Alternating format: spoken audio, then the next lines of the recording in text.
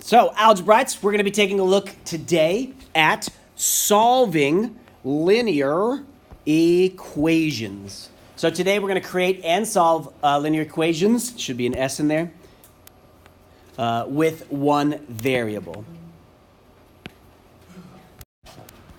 Joshua is going kayaking with a group.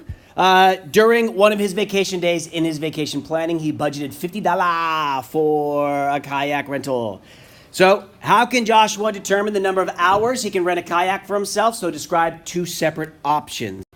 Good. So as we look over at the single kayak, the price there is $15 for 1 hour. So he could do 3 hours. 3 hours in the single kayak. Okay, so that's the first one option here. Of course, that does give him a little bit of a remainder there. And lastly, or in the secondly, he can do the double kayak, just 2 hours straight out. Double kayak. So, of course, that's nice because you've got a friend with you and probably a little bit less work when you are paddling. So 2 hours in the double. So if we talk pure math, what we have over here, so for example, if we did this one right here as an equation, the total cost would be 15x. That is $15 per hour. So $15 per hour times the number of hours that you are working. And so over here, the answer is 3. And of course, I should change this symbol officially because it doesn't have to equal, but it can't go over. The cost can't be greater than $50. So we'll go with equal signs for now, but officially it's going to be an inequality. So how does that change things? Whatever the cost is, it's got to be greater than or equal to 15x plus the 25. So now we've got more of a constraint. So having this new fee, the $25 fee, drops off an hour in the double or 2 hours from over here. Why does it drop off 2 hours?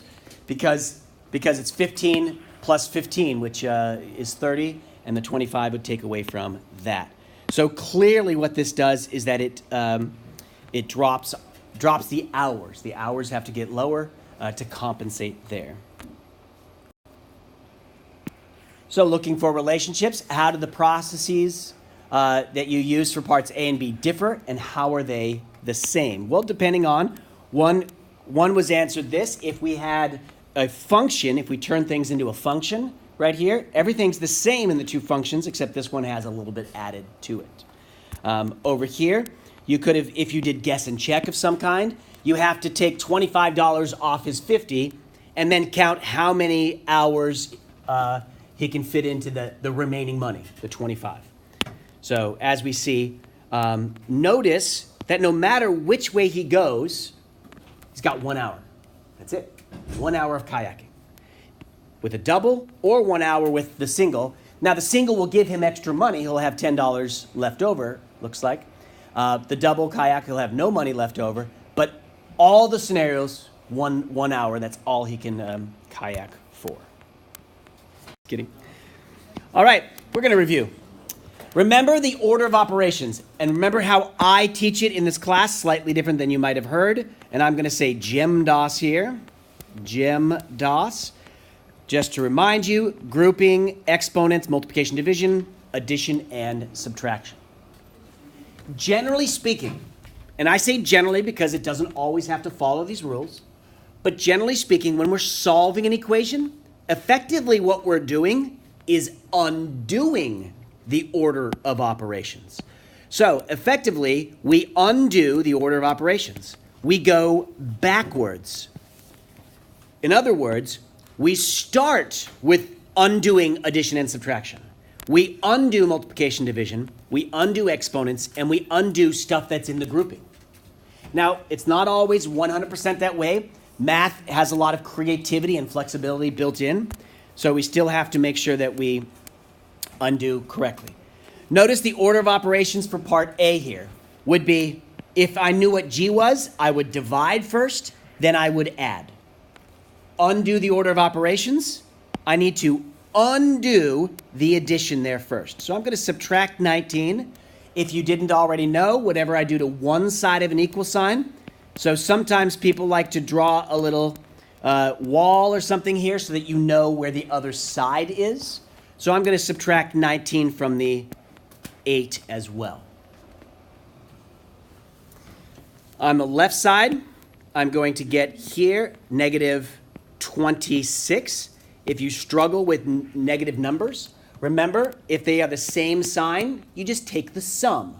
In other words, add these two numbers together like they were positive to get 26, and then and then make that a negative. Clearly, I made a mistake there.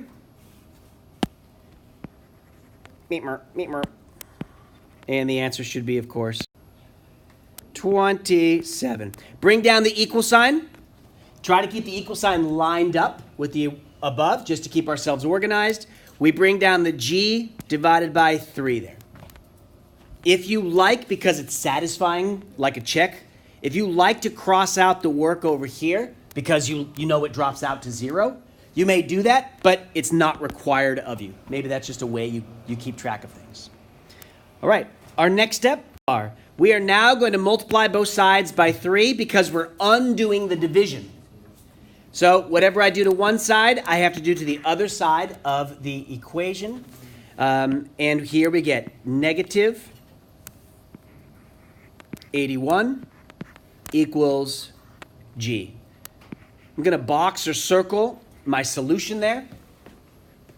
If you want to put a flower or a heart around it too, because math is the true love language. Sure. Notice, next thing, check the solution. We need to make sure we're right.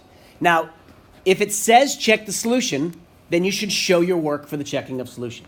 If it doesn't say check the solution, you should check your solution. Pull out your calculator, really quick, do it, make sure you're good to go, okay? You don't have to show it if it doesn't say it, but we always, with the check, we always start with the original problem, which is negative 8 equals, but instead of G, I'm going to put negative 81 divided by 3 mas 19. Now I do order of operations to simplify. There's nothing on the left side to do. The negative 81 divided by 3 is negative 27.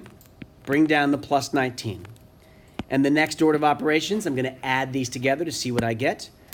Negative 8. If you need to use a calculator there, that's fine, you may. Negative 8 is negative 8, and it's a check.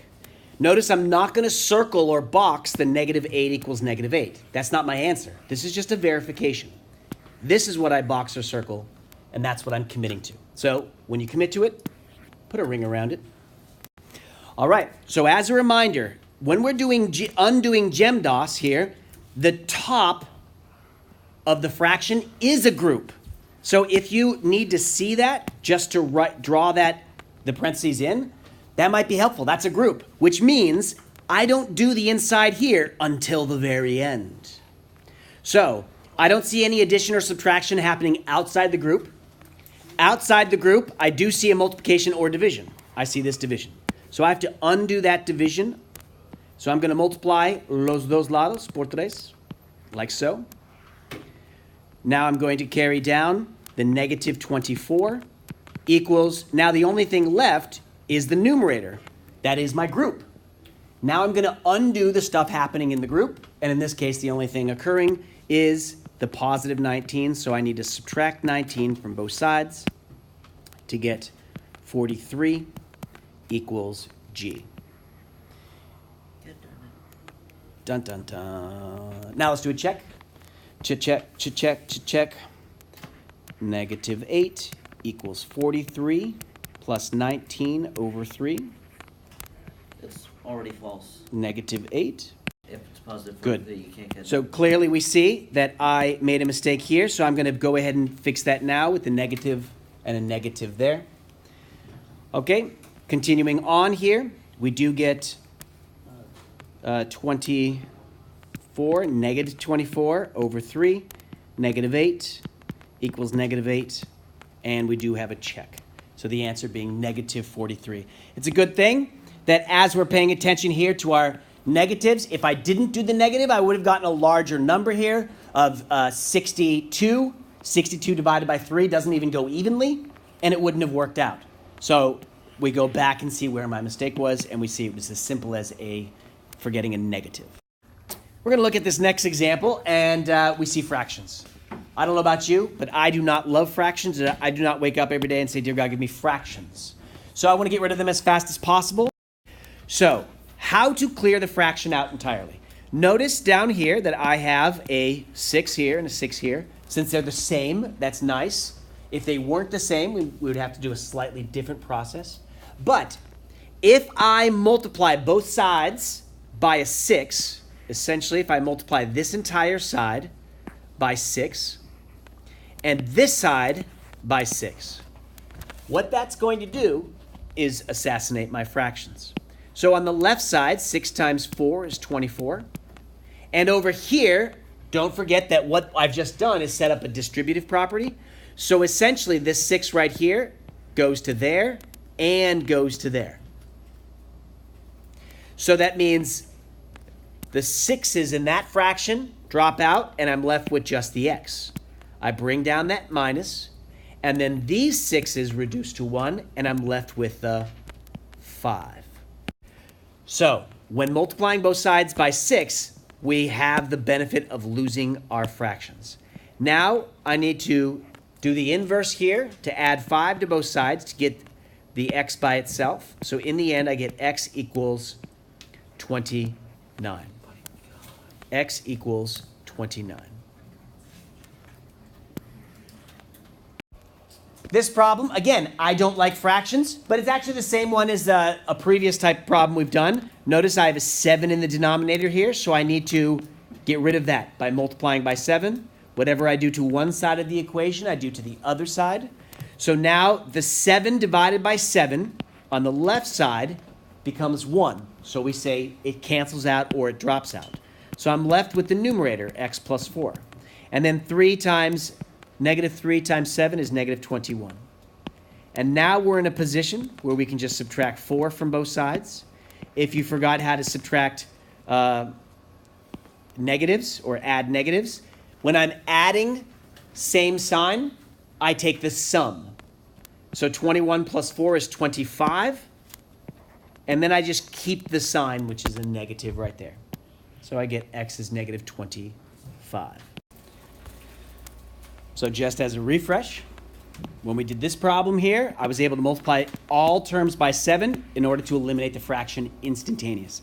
The check, although slightly tedious, confirms that what I did, and this unexpected number, maybe I thought I was going to get a whole number of some kind, but that unexpected number still ended up working out.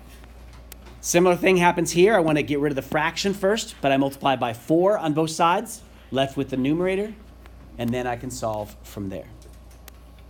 All right, next problem here. And this is actually finally where your book starts on giving you some problems to help out. So we're going to solve each equation. We're going to check the solution. Notice that both of these are the same. We're going to do one method and then another. So more than one way to attack, kill, destroy. All right. Tell your neighbor, please, as you look at a problem like this, what does your instinct say is the first step? So let's see what we did do here.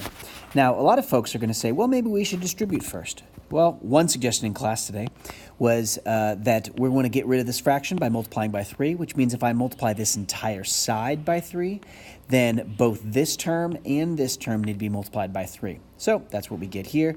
Notice the fraction reduces here, and we end up with 2x plus 8, just the numerator.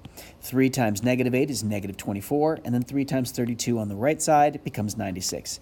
And now from here, we can combine like terms to get negative 16.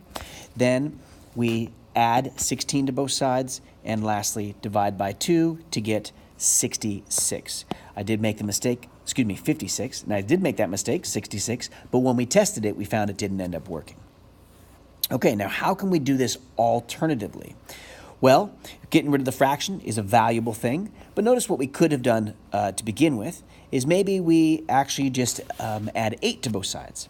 When we do add 8, notice that it cleans up quite a bit on this side and this side. Then we get rid of the fraction here, but notice what we can do. Notice not only can we get rid of this 3 in the denominator, we can get rid of the numerator too, so we don't have to distribute at all. So watch the magic. I see this fraction right here, 2/3. So I'm going to multiply by 3/2 on both sides. So on this side, the fractions go away completely, and I'm left with the numerator, x plus 4. And on the right side, we end up getting 60. Subtract 4, and we get 56. Boom, boom, and boom. Thank you very much. Ciao.